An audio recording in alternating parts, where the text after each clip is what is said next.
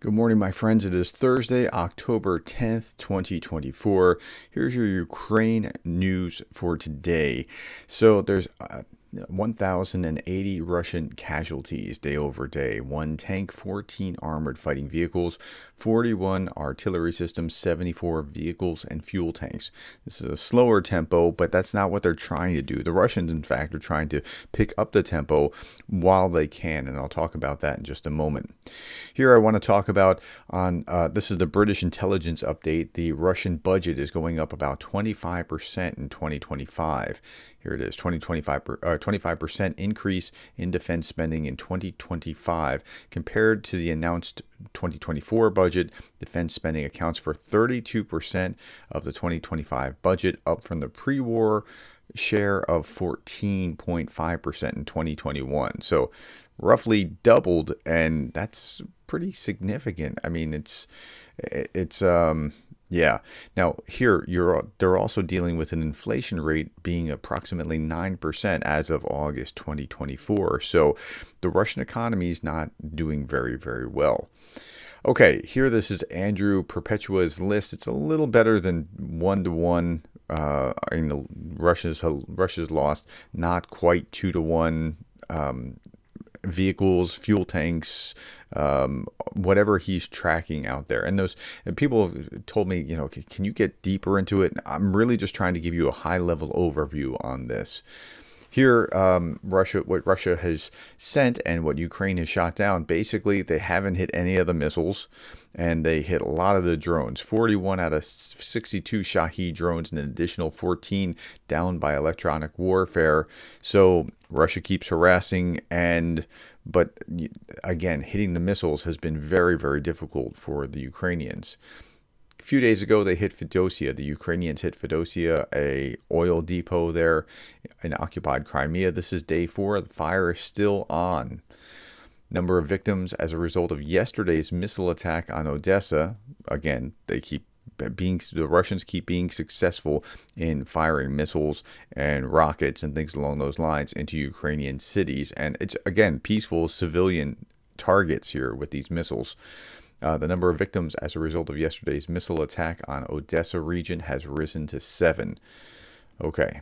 Now more tea from the Russian tea state. As civilian cargo ships are targeted with ballistic missiles, the third one in 3 days. So they're on to something, and they think this is a good idea, and you're going to see more unless this gets somehow pushed back.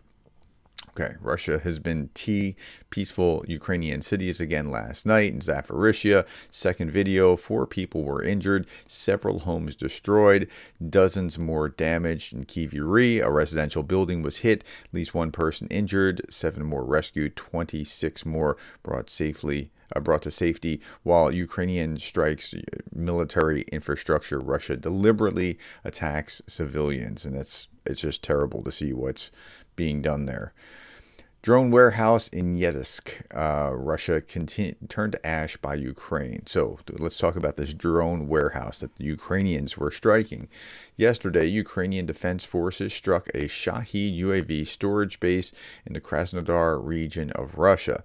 According to available information, approximately 400 Shahed drones were stored there. Now, that doesn't mean that all 400 were hit, and in fact, it looks like that's not what the case was. But I'll show you the math of what they could have gotten in just a moment. According to a well-informed Russian channel, yesterday, Ukraine struck a Shahed UAV warehouse, destroying 45 UAVs, 108 warheads, and 4.5 tons of fuel. So that's not a bad strike.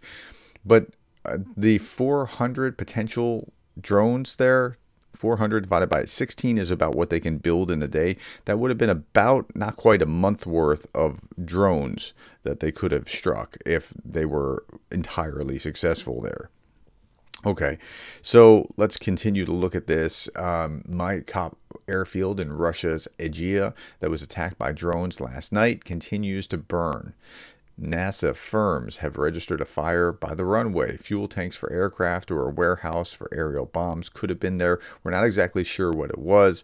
It doesn't look like it was planes, but something is clearly burning there, and my guess is it's fuel.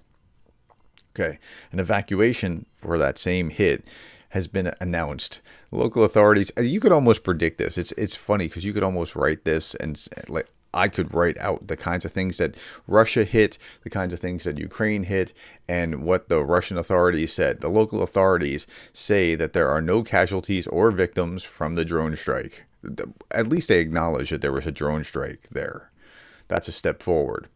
Okay, let's look at the lines. The Russian forces recently marginally advanced in western Zaporizhzhia Oblast on October 7th, 8th, and 9th. We haven't heard a lot about what was going on in Zaporizhzhia lately, but it's ticking up all over the front lines because the Russians are trying to get something before the mud season kicks in.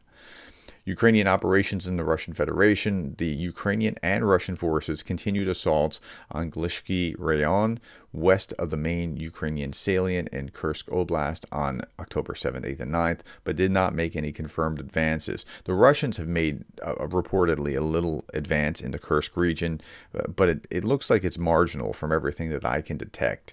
It's not a great, overwhelming anything. Okay, now this is what I was just talking about.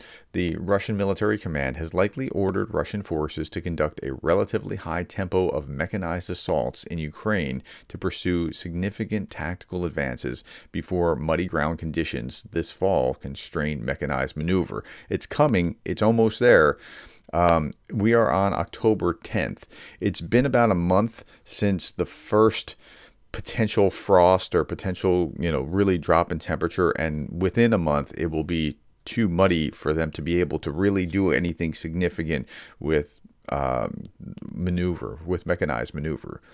Poor weather conditions in fall 2024 and early winter 2024-2025 will likely complicate and constrain both mechanized and infantry maneuver, but Russian forces may seek to maintain their consistent offensive pressure in eastern Ukraine despite these difficulties. That's just a fool's errand in my estimation, but okay, they can try. ISW has not observed a wide reporting that muddy terrain is constraining mechanized maneuver on any sector of the front in Kursk Oblast or in Ukraine. However, not yet. It's coming. It'll be here soon. Here's the destruction of the Russian command post in Russian-occupied Bakhmut. You're just seeing this plume of smoke. It's just a still picture. That's all. A Russian Yak-130 training combat aircraft crashed near the border between Kalmykia and Volgograd regions. Reports suggest that the crash happened during a training flight due to technical failure. Technical failure seems logical and reasonable considering that they're not able to maintain like they otherwise would be able to. Ukraine opens officer ranks. This I thought was interesting. Ukraine opens officer ranks to foreigners in new military law. And now, you have to use that judiciously. You can't just, just give everybody from outside places, but you want to gather the expertise that you possibly can from wherever. And if you use it appropriately, this could be a positive thing for the Ukrainian military. The country's parliament has approved legislation permitting foreigners and stateless persons to hold officer positions in the country's armed forces and security services. Again, they have to use it judiciously, but that's okay. Ukrainian nuclear power plants are ready for winter. All 9 energy units under Ukraine's control are operating normally, with repairs being completed according to the Ministry of Energy. Well, that's kind of a relief because the rest of the grid has been pummeled, and this will give it at least some minimal amount of energy. I don't know if it's 25%, 35%, whatever it is, but that's good that those are back online. Okay. Solovyov goes on regular tirades, and here's one of his tirades. We got too soft. Unlike our ancestors who knew, war is the natural state of a human being. We found ourselves in a mirage. We started thinking that peace is what really matters. But humans aren't about peace. They're about war. Well, Russian humans are about war.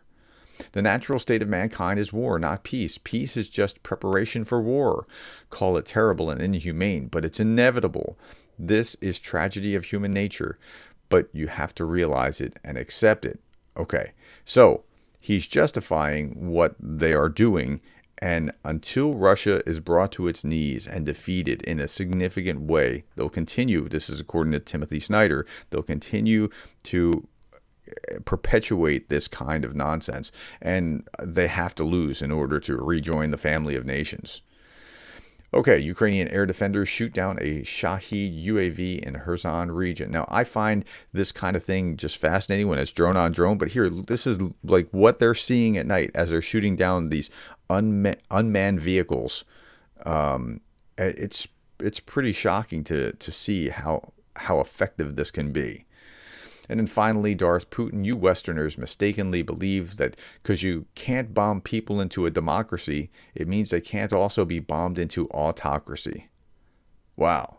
Wow. Like, this guy's freaking brilliant. I mean, just, he comes up with some really interesting insights. All right, my friends, that's all that I have today. Thank you for the likes, the shares, the subscribes, and the coffees. And thank you for being the kind of person that cares about Ukraine.